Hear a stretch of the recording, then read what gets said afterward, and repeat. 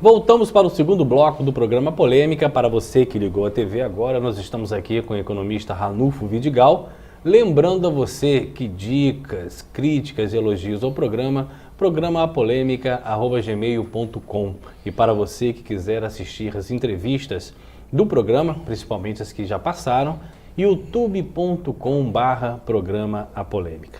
Ranulfo, dando uma sequência à nossa entrevista, há 1 ano e meio ou 2 atrás, várias prefeituras, inclusive a de Campos, se mobilizaram para ir para a capital para reivindicar a manutenção dos royalties do petróleo. E aí essa questão foi para o Supremo, ainda está sendo discutida, da preservação dos contratos ou dos contratos novos, mas daria um outro programa só para essa questão. Mas eu quero falar com você a questão do efeito social. Na minha casa, e acredito na sua, as despesas que a gente paga, a gente dá preferência às verbas fixas que a gente tem, aquelas que a gente tem certeza que todo mês virá para nós. O royalty é uma verba finita. Por que as prefeituras, inclusive a de Campos, para não dizer que a gente está falando só da de Campos, não se prepararam com novos investimentos para se garantir com as verbas tributárias fixas para um dia não ter esse cenário que a gente tem hoje de estar praticamente de joelhos para o repasse dos royalties? Olha, você toca numa questão assim, muito importante. A literatura do desenvolvimento, a literatura econômica, trata isso com um termo extremamente simples, chama-se maldição dos recursos naturais abundantes. O que é isso? Para explicar para o nosso público. É que normalmente, como o petróleo, quando está muito caro, ele gera muito dinheiro, muita fartura, as elites que tomam conta desta riqueza, direta ou indiretamente, passam a não ver muita importância em diversificar suas economias. E aí começam a fazer gastos, não necessariamente aqueles que são essenciais. Esquecem da receita própria, esquecem de melhorar a planta de valores, esquecem de organizar a sua atividade produtiva para gerar imposto sobre serviço, enfim. Mas nós temos 2 tipos de caso concreto. A Noruega, o que a Noruega fez? Ela pegou o dinheiro do petróleo, transformou num fundo e só o rendimento desse fundo volta para o orçamento. Não mexe no estrutura. Não mexe no principal. E aí vai viver longo tempo. E a Venezuela fez o contrário. Ela está gastando o seu futuro. Ela está fazendo o quê? Ela não industrializou. Mexeu na gordura, né? Ela mexeu na gordura. Então, eu diria que as prefeituras do Norte Fluminense, algumas delas, estão mais para a Venezuela do que para a Noruega. Nós precisamos, então, combater esta doença, a doença dos recursos naturais abundantes, como? Diversificando nossa economia, industrializando nossa economia, melhorando a produtividade do setor canavieiro, melhorando a produtividade dos pequenos negócios, desburocratizando a vida do pequeno e médio empreendedor. Estou falando coisas concretas. E a questão da doença holandesa, que é o quê? Quando o petróleo é muito rentável, nenhuma outra atividade fica em pé. E aí ela precisa de muito subsídio. E aí eu quero fazer até uma justiça. Houve uma lei específica criada pela então governadora Rosinha de diferenciação do ICMS para industrializar o Norte Fluminense. E tem 2 projetos que estão em pé, que eu sei, que estão associados a isso. O projeto de uma usina, de uma destilaria de álcool aqui em Travessão de Campos e o Porto do Açu. Todas as importações feitas para o Porto do Açu, para ele se tornar a realidade que já foram feitas com alto subsídio pagos por todos nós, porque o subsídio é pago por nós. Claro. Portanto, esta lei acabou gerando um porto que não foi aquela realidade concreta que se imaginava da indústria, mas é um porto, e consequentemente vai gerar renda para o município de São João da Barra, e uma usina que está em pé. Então, o subsídio veio para industrializar. Mas, a partir daí, nós podemos ter muito mais industrialização, muito mais emprego de qualidade, porque, normalmente, quando você industrializa, os salários médios pagos são melhores, a economia prospera, e aí ela depende menos do poder público para salvar a economia. Ranulfo, é interessante você deixar para o telespectador, porque falam-se muito dos royalties, às vezes as pessoas falam um pouco assim, de uma forma vulgar, pensando que o royalties ele pode ser usado para tudo dentro da administração pública, quando na verdade não é. Eu queria que você desse uma passagem para a gente, bem didática, com relação quando os royalties entram nos cofres das prefeituras, o destino dele é para onde, o que pode ser feito e o que não pode ser feito com os royalties? Fundamentalmente infraestrutura. Saneamento básico pode ser feito com royalties. Educação pode ser feito com royalties. Energia, mobilidade urbana pode ser feito com royalties. Agora, pagar folha de salário não pode. Pode ser feito com a participação especial a partir de uma deliberação do Tribunal de Contas. Mas veja, toda esta riqueza finita, mas que depende de 3 variáveis, quais são elas? O preço internacional do petróleo, o valor do dólar e a produção.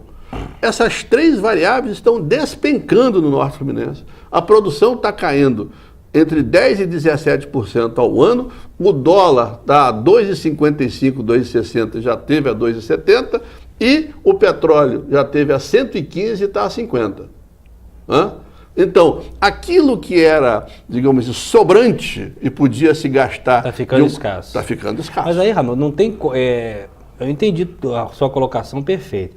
Mas esse discurso, que hoje aqui ele é didático, não tira um pouco a responsabilidade dos administradores públicos, partindo do princípio que se você tem na mão uma prefeitura, um governo de estado, há que se prever determinadas crises para que a gente não faça com que a sociedade entre em um caos econômico? Não, eu diria que não diminui, aumenta. Porque aí a sociedade pode questionar, tá bom, mas quando estava sobrando dinheiro, fizemos o que com essa riqueza? Industrializamos a economia? Aumentamos a capacitação da força de trabalho, melhoramos o IDEB, melhoramos a rede de hospitais.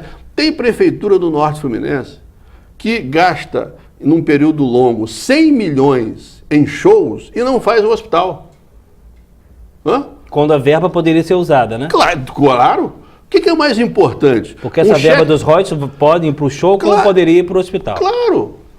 O que é mais importante? Então eu posso um cheque antecipado para um cantor que passou semana passada numa grande rede de televisão ou um remédio para salvar uma vida? Então 5 shows de 200 mil eu posso dar uma entrada boa em um hospital público? Não tem a menor dúvida.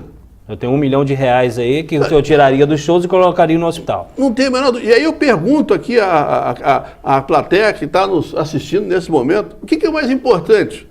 Esse cheque antecipado do show ou aquele medicamento que vai salvar uma vida? E que às vezes, eu tenho observado, a pessoa tem que entrar judicialmente para ter direito daquilo que ele tem na forma da lei. Olha que absurdo. Então a gente está discutindo aí, prioridade administrativa. Não tem a menor dúvida.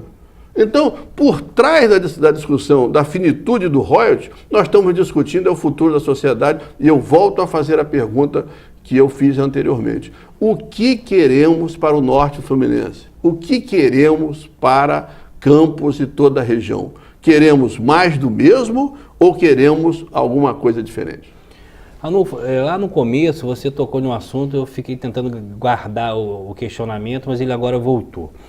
Nós sabemos que Campos, ela mudou, teve a época das usinas, teve as épocas das construções de empresas, enfim, a cidade hoje é uma cidade diferente. Mas nós temos crises profissionais também.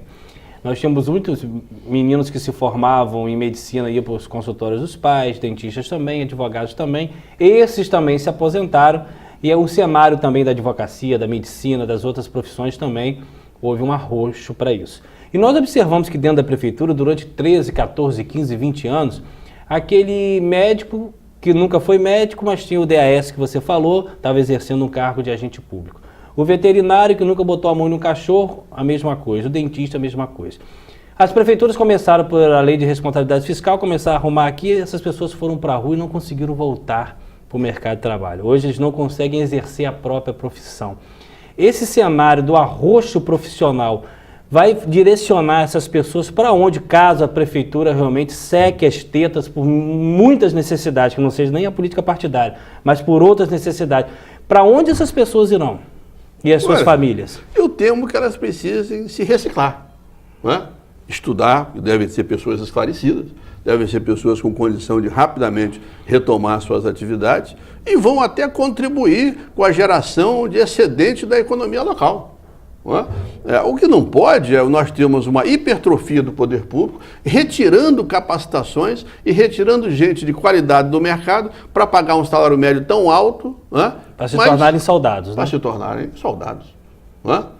E isso é que a sociedade está questionando. Eu estou dizendo essas coisas aqui, eu não estou, digamos assim, falando de orelhada, não. Eu li recentemente uma enorme pesquisa qualitativa feita em vários municípios do Norte Fluminense, sobre o sentimento da população com relação às suas lideranças políticas, empresariais e liderança da sociedade. E está lá muito claro. A sociedade do Norte Fluminense não está mais disposta a aceitar que projetos pessoais sejam jogados nos projetos locais. E o porquê surgiu com força, né? Exatamente. As pessoas estão querendo... Trocou o porquê pelo amém? Exatamente. Ou seja, vão questionar porque, na verdade, quem paga a conta somos nós. Quando você, meu amigo, vai ao restaurante e janta, você paga ISS e entra no caixa da prefeitura. O seu carnezinho do IPTU entra no caixa da prefeitura. Quando você vai agora colocar o combustível do carro, daqui a pouquinho, e pagar mais 22 centavos, que acabou de aumentar, parte vai para dentro do caixa da prefeitura. Ora, se você paga a conta, como é que você, que paga a conta, portanto, é dono da orquestra, não pode pedir o tom da música? Perfeito. Ranulfo, deixa eu te fazer um outro questionamento com relação a um cenário, que se as datas estiverem erradas, você me corrige. Mas a partir da década de 90, a prefeitura começou a terceirizar muito serviço.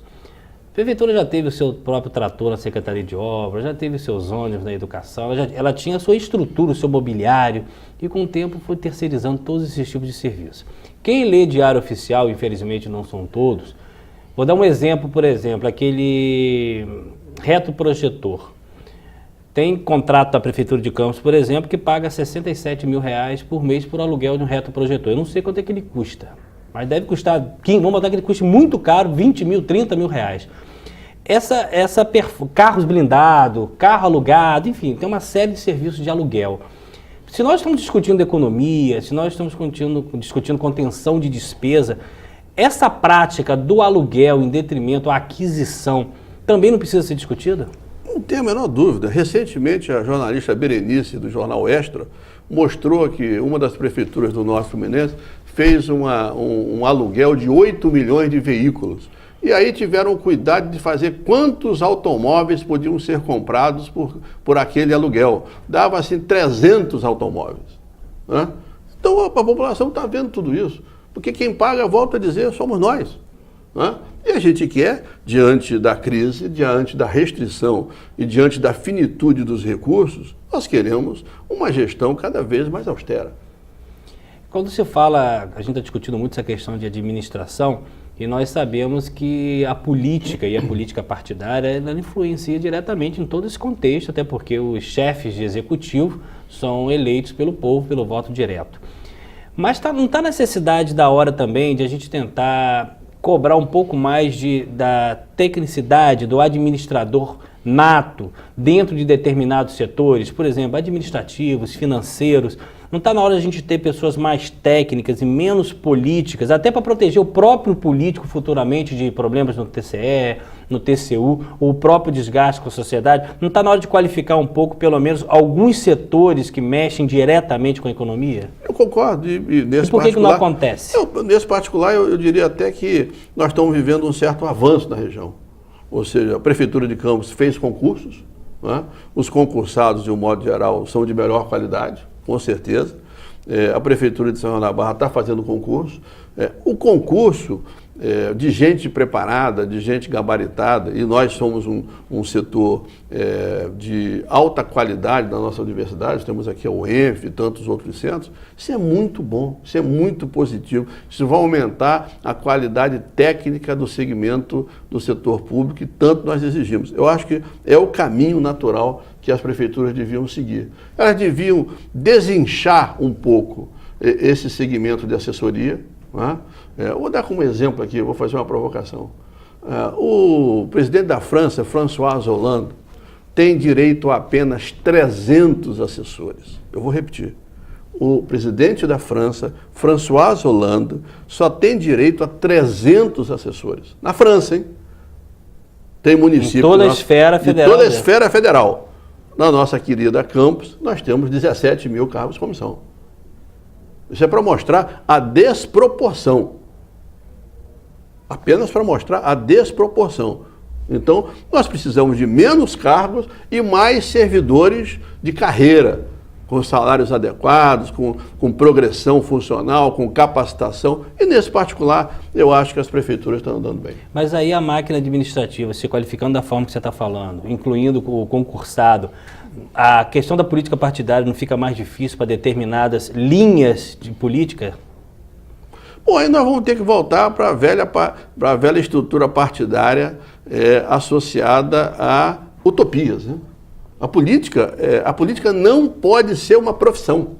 Eu fui prefeito, eu fui secretário de Estado e hoje sou um pesquisador. Saí da política e sou um pesquisador. Eu não sou um profissional da política. A política não pode ser também um sistema oligárquico que passa de pai para filho. A política é utopia. A política não é profissão. Perfeito. Nós estamos aqui com o economista Ranulfo Vidigal. Vamos ao intervalo e já voltamos.